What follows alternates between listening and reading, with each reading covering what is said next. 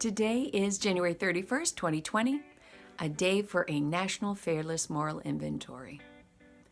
We the people own the government we created. So if the politicians in office aren't doing their jobs, it's our own fault. They are our employees. We hired them in the voting booth. What business owner leaves their staff unattended? None.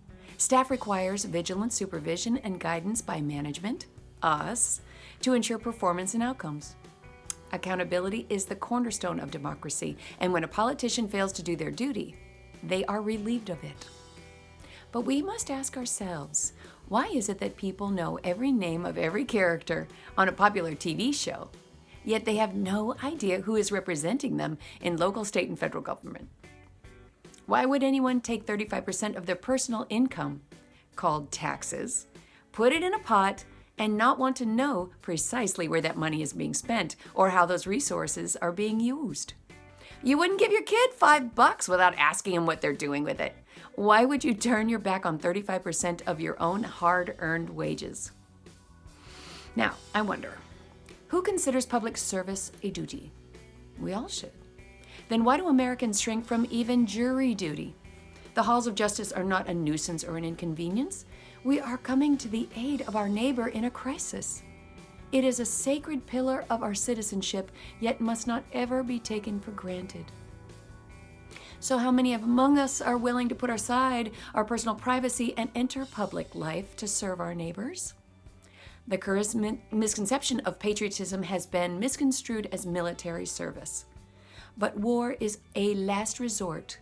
The higher calling has always been the day-to-day peaceful work of planning our republic's future, acting in good faith at the local level. Serving in government is just as noble and patriotic as donning any uniform. And if the only people who are running for office are self-serving mercenaries, well, no wonder our public policies reflect that level of greed and selfishness. We need good people to stand up and serve in office, not just those willing to carry a gun. We have to own this day. Everyone must look to our history and be accountable for our own lack of civic knowledge and service, because if the Constitution fails, the country falls, and it is we, the people, who chose those leaders, our employees, and did not pay attention to our own best interests. We must own this day. But we can do better, and we will do better. We will come together and work harder as a people to care for and give more oversight to those serving the common good and be willing to make ourselves available for service. We, the people, own our government, so we must serve our government. It is not separate from us. We are no more separate from our government than humans are separate from the natural environment. It is all part of an ecosystem and a balance. So let us all work together to repair our planet and to mend the fences between one another. Let us all cooperate in loving friendship and community and serve one another, because our grandchildren are depending on us. Thank you. My name is Tamara Paquette.